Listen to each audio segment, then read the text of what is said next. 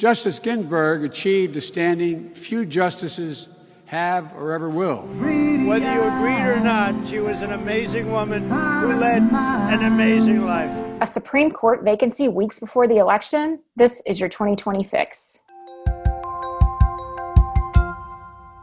Ruth Bader Ginsburg's death leaves a vacancy on the Supreme Court with just weeks to go before the election. And this isn't just any vacancy. This is a liberal seat that now could go to a conservative justice, and that will tilt the balance of the entire court.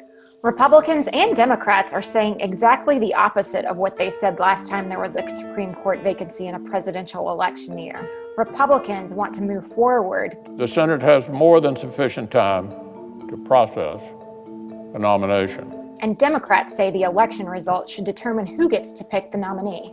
By every modicum of decency and honor, Leader McConnell and the Republican Senate majority have no right to fill it.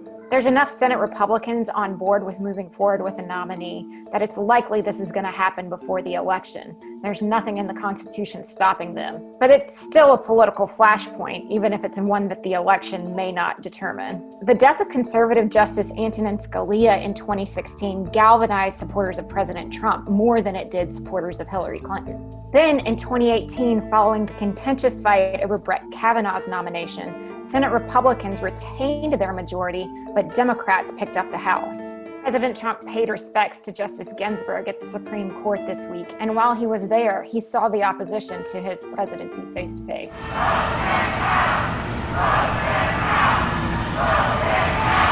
President Trump thinks this helps him to galvanize his own supporters. And Joe Biden says that the next president should pick the nominee. And even if President Trump wants to put forward a name now, the Senate should not act until after the American people select their next president. A majority of Americans in new polls have said the next person elected should be the person who fills the vacancy. But it seems all but certain that Republicans are going to march ahead.